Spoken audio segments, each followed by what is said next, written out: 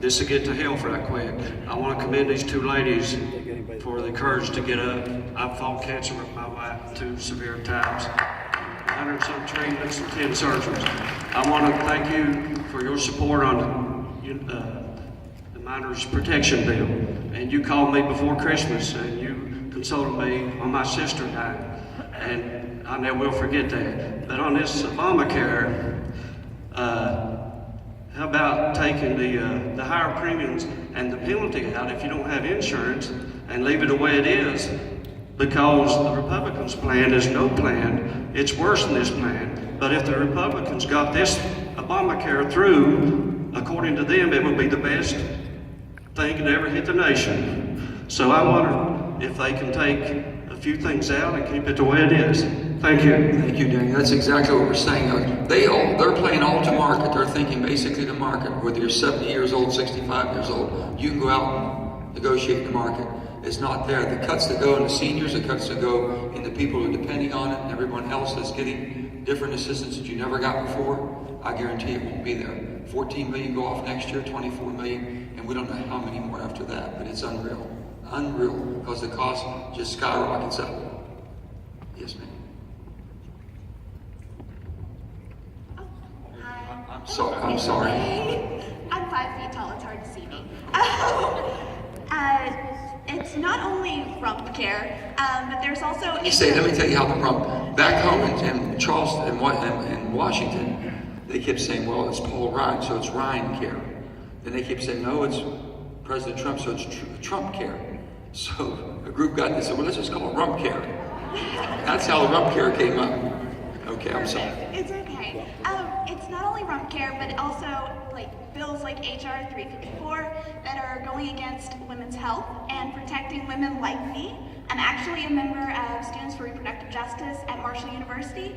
Spend 4 hours every Monday,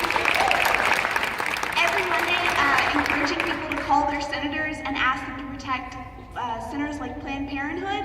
And I've heard from so many people that are worried that their senators won't talk to them about their care, and they're even afraid to call you. They'll tell me.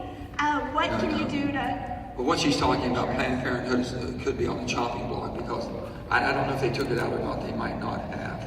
Planned Parenthood, if you're pro-life, and I have been a pro-life legislator for years, I really do, and it's just the way I was raised. But on the other hand, when I first went to Washington, when I first went back in 2011, I looked at the whole bill and they said, we're going to defund Planned Parenthood because of the abortions. Well, Planned Parenthood has, we call it a firewall. It has basically the Hyde Amendment, okay? And it says that not one penny of the money that the federal government or your tax dollars can go to a paid abortion. It can only go to the health care of women, strictly for women health care. So I said, okay, I'll look at this. I was leaning towards voting against it. And then I said, I have my whole staff says, can you find if there's $1 being siphoned off and going over towards abortions? And they said, we can't. We cannot find out where the Hyde Amendment has been breached. When it came down to it, I couldn't vote against it because in all good conscience, it was being used for women's health care, and I can't look at any women. I've got a lot of women in my life. I got a lot of granddaughters, and my wife and my daughters, and I just couldn't do that. Then I had to vote again about a year ago, when all of the scandal came out. And at that time, I voted against Planned Parenthood because I said, I couldn't, there's no way. Now I understand total investigations have been done. It's been shown that is not accurate and there was a fraud. So we'll probably have another vote, and you know where I'll be. Okay. I hope we do. No. If there's nothing that shows that any of that is true, which we have seen nothing to that. Everything has been shown that it has not. And nothing between now and the time I vote shows that none of this has happened with baby parts or fetuses or any of this has been sold or used for profit, I'm going to vote too. Yeah, the one guy was, right. I understand the one filmmaker, yes. Two of them. I would vote to basically continue the funding that we've done to take care of women's health care.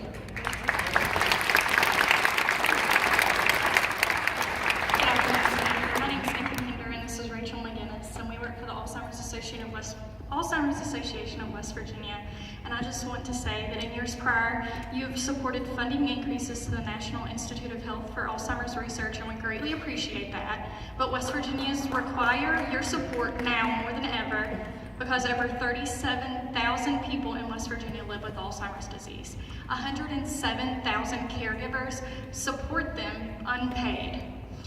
The cost of Alzheimer's to Medicaid in West Virginia alone is $394 million, $259 billion nationally. Every day we see how this disease personally affects families in our beautiful state. We know that research is the only way to find a cure for our goal 2025. If we don't find a cure, we truly believe that Alzheimer's will bankrupt healthcare. Can we rely on your support for a $400 million increase to the NIH this year as you continue to support programs and services that aid our senior citizens of West Virginia? We have Thank you. the NIH, the National Institute of Health basically does more to find breakthroughs for how we can fight some of these absolute horrible illnesses that people have. And Alzheimer's, if you have any family member that's ever been affected with Alzheimer's, it's a horrible disease. So yes, we will continue to support that. We're fighting now just to maintain what we have. We put the increases in, we will try to do that again when it comes. But you have to have the votes to do it. So yes, I'm committed to doing it. I will vote for the increases because I know where basically our cure is going to be found. But for some reason, some of my colleagues don't believe that. But you have my commitment on that.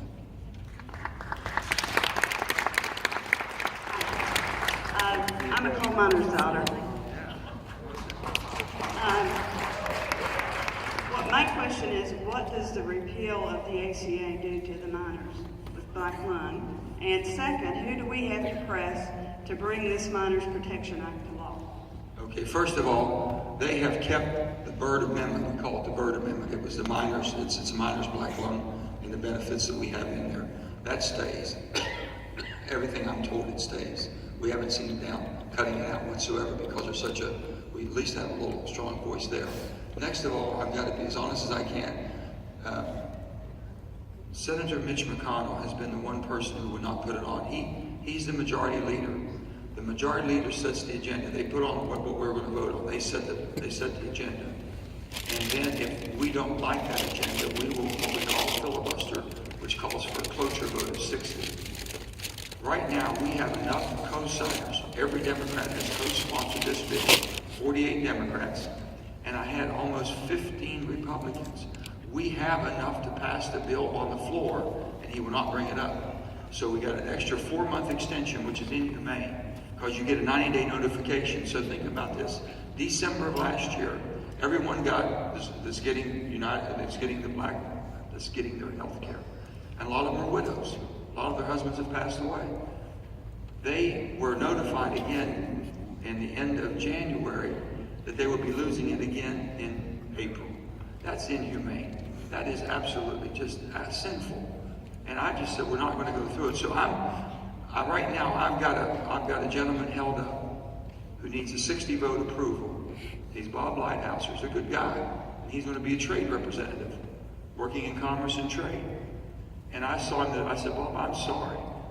I'm holding you up not to get confirmed until I get a vote on our miners. I'm going to do everything I can and every type of little thing that we can in our procedures, our rules of the Senate, till they understand how serious. I don't want to go clear down to the end of April and get caught again. We finally got Mitch McConnell says, okay, we're going to get this fixed, the health care. Well, Mitch, if we're going to do the health care, do it now. You're going to fool around and not do the pensions, and next year we come back and fight the same fight over. We're paying for that out of the abandoned mine land, AML money. This is the coal. This is basically the commitment to coal. If it wasn't for the bankruptcy courts in the 80s that allowed a lot of companies to walk away without their obligation, if it wasn't for the crash of 27 and 28, we wouldn't be in this position. It wasn't the miners' fault. They've kept their end of the bargain, and they negotiated for that, and they paid for it. We're having a heck of a time, but we're going to get the health care. I know we're going to get the health care. I just want to do it now. So Mitch McConnell, please write him and tell him, please, Mitch, let us vote on it.